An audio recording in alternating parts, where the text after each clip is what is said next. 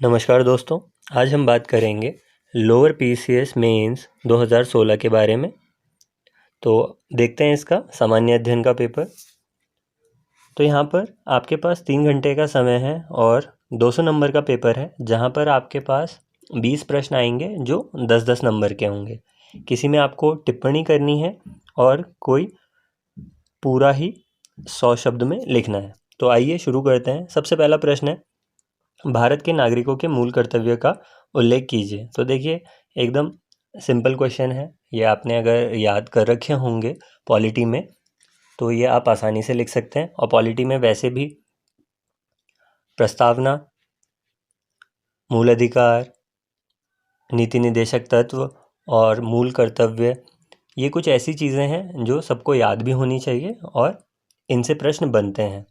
तो इसमें आपको 100 शब्दों में मूल कर्तव्य का उल्लेख करना है। तो आप सारे मूल कर्तव्य लिख सकते हैं। अगला अगला है टिप्पणियाँ कीजिए। तो यहाँ पर पहला है मृदा स्वास्थ्य कार्ड योजना, ठीक है, सॉइल हेल्थ कार्ड। अगला है कृषि क्लिनिक। तीसरा है किसान कॉल सेंटर और चौथा है नीली क्रांति, ब्लू रेवोल्यूशन। तो जैसे कि सॉइल हेल्थ कार्ड उस समय योजनाओं में बहुत था, कृषि क्लिनिक, नीली क्रांति तो पहले से भी चला आ रहा है, तो इसके बारे में अलग से लिखा जा सकता था, और किसान कॉल सेंटर भी उस समय चर्चा में था।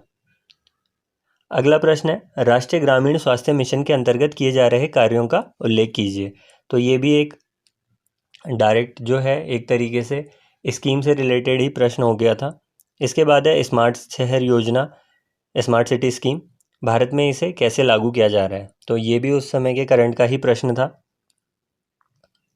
निम्न पर संक्षिप्त टिप्पणियाँ लिखिए। तो महिला वैज्ञानिक योजना, नाभिकीय कृषि, नाभिकीय औषधि, मानसून मिशन, ये सब करंट अफेयर के प्रश्न थे।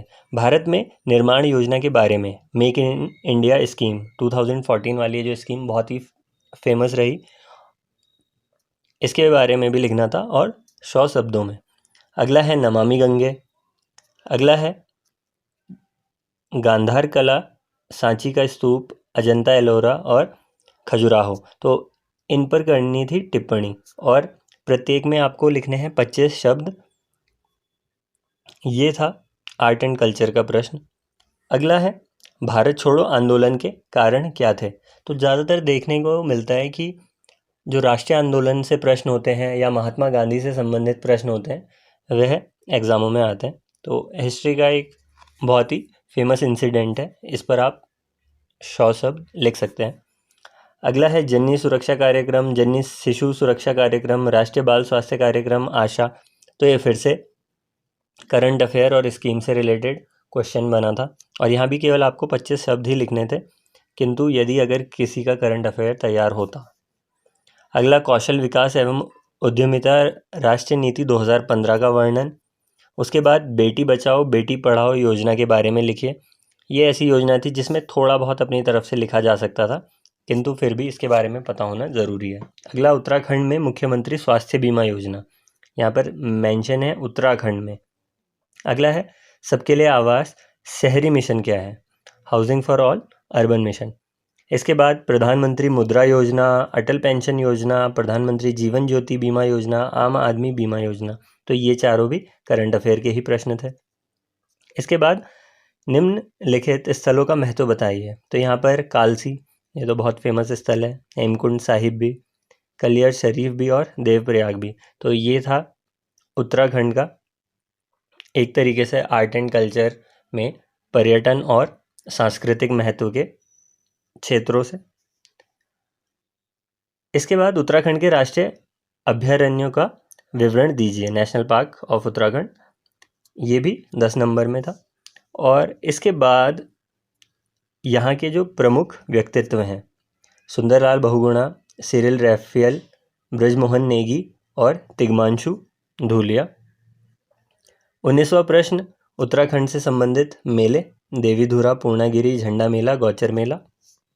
और जो अंतिम प्रश्न है वह है विभिन्न मदों पर एक व्यक्ति के व्ययों का ब्यौरा दिया गया है, और इन आंकड़ों को प्रतिशत में निरूपण के लिए प्रतिशत बार डायग्राम बनाना था। तो हर बार आखिरी जो प्रश्न है वह एक तरीके से डाटा इंटरप्रिटेशन कहें आप, या डायग्राम को कैसे उसका निष्कर्ष कंक्लूजन बनाना है यह कहें, ऐसा एक प्रश्न आता है। कुल मिलाकर यदि देखा जाए तो पेपर उस समय पूरा करंट बेस्ड था। इसका कारण ये भी हो सकता है कि 2016 में यूपीएससी ने भी पूरा करंट के हिसाब से ही पेपर बनाया हुआ था, और उसी को शायद उत्तराखंड में भी फॉलो किया गया।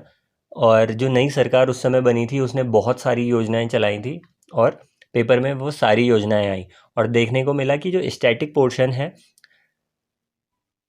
वह कम आया और करंट अफेयर ही बहुत ज़्यादा आया। तो ऐसे में जिसकी करंट अफेयर की तैयारी नहीं थी उसको बहुत नुकसान हुआ था। किंतु इस बार ऐसा नहीं लगता कि करंट अफेयर इतना ज़्यादा आएगा।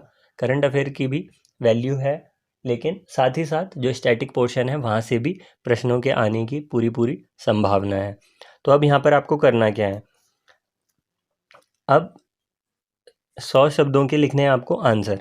तो इसमें करना क्या है, सीधा सीधा आपको क्या करना है कि जिस भी चीज़ के बारे में आपसे पूछा जाएगा, जैसे यहाँ पर है भारत के नागरिकों के मूल कर्तव्यों का उल्लेख कीजिए, तो यहाँ पर आप अगर समिति का नाम लिखना चाहें तो लिख सकते हैं कि इस समिति के थ्रू यह हुआ, और इसके बाद डायरेक्ट आप नंबर से इन्हें लिख सकते हैं। ठीक है, यहाँ पर जैसे मृदा स्वास्थ्य कार्ड योजना है, तो इसमें इसका सबसे इम्पॉर्टेंट है इसका उद्देश्य, यह कब बनी।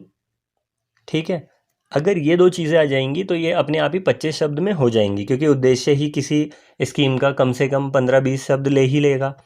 ठीक है, जैसे कृषि क्लिनिक है, या किसान काल केंद्र है, या नीली क्रांति है, तो इसमें आपको सबसे इम्पॉर्टेंट चीज़ लिखनी है, क्योंकि आपके पास कंटेंट अगर ज़्यादा भी होगा तो भी आपको उसे समेटना है केवल 25 शब्द में। ठीक है, और 25 शब्द में सबसे ज़्यादा महत्वपूर्ण शब्द उसमें समाहित होने चाहिए। अगला जैसे है राष्ट्रीय ग्रामीण स्वास्थ्य मिशन के अंतर्गत किए जा रहे कार्य, तो इसमें भी जैसे ये मिशन कब शुरू हुआ, इसके उद्देश्य क्या हैं, इसकी विशेषताएं क्या क्या हैं। ठीक है, ये आप अगर लिखेंगे तो इसमें 100 शब्द कंप्लीट हो जाएंगे। जैसे स्मार्ट सिटी योजना है, तो स्मार्ट सिटी योजना, इसमें भी ऐसे ही आंसर होगा कि स्मार्ट सिटी योजना पहले तो है क्या, कब लागू की गई। ठीक है, अब जैसे यहाँ पर पूछा जा रहा है इसे कैसे लागू किया जा रहा है, तो क्या तरीके अपनाए जाएंगे, इसमें क्या क्या किया जाएगा, बस यही सब लिखना है। आगे देखें, जैसे नमामि गंगे है, तो नमामि गंगे प्रोजेक्ट क्या है, क्यों है, उद्देश्य क्या है, विशेषताएं क्या है, लक्ष्य क्या है, ये सब अगर हम लिखेंगे तो अब यहाँ पर जैसे आर्ट एंड कल्चर के क्वेश्चन है, तो ये तो डायरेक्ट क्वेश्चन है। अगर अब गांधार कला के बारे में आपको पता है कि ये कहाँ से आई है, इसमें क्या क्या होता है, इसमें जो मूर्तियाँ बनती हैं वह किस तरीके की होती हैं, ऐसा सब आप लिख सकते हैं। जैसे सांची का स्तूप है, उसकी विशेषता, उसका आर्किटेक्चर कैसे हुआ है, उसमें क्या क्या बना हुआ है, किसके समय का है, बस इसमें ही 25 शब्द आपके हो जाएंगे। अजंता एलोरा, यहाँ पर कौन कौन सी जैसे गुफाएं हैं, वहाँ कौन कौन सी जो फेमस चित्रकारी है वो, खजुराहो, ये सब इसमें आपको केवल 25 शब्द का ही मौका मिलेगा। जैसे भारत छोड़ो आंदोलन, तो यहाँ पर जितनी भी चीज़ें दी गई हैं इसमें सबसे इम्पॉर्टेंट क्या है कि किसी भी प्रश्न को लिखते समय आपको एक चीज़ पर विशेष ध्यान देना है कि उस प्रश्न का सबसे इम्पॉर्टेंट जो थीम होगा या टॉपिक होगा वो क्या हो सकता है, क्योंकि आपके पास अगर ज़्यादा है लिखने को तो वो यहाँ पर काम नहीं आने वाला। आपके पास केवल 100 शब्द हैं, और इन्हीं 100 शब्दों में आपको अपना बेस्ट आंसर लिखना है।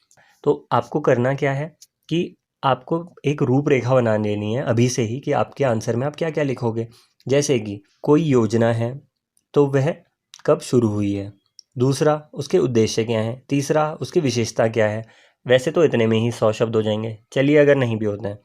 चुनौतियाँ क्या हैं, वर्तमान में क्या किया जा रहा है। तो अगर हम इतना सब लिख देंगे तो मेरे हिसाब से 100 शब्द तो इसमें अपने आप ही हो जाने हैं।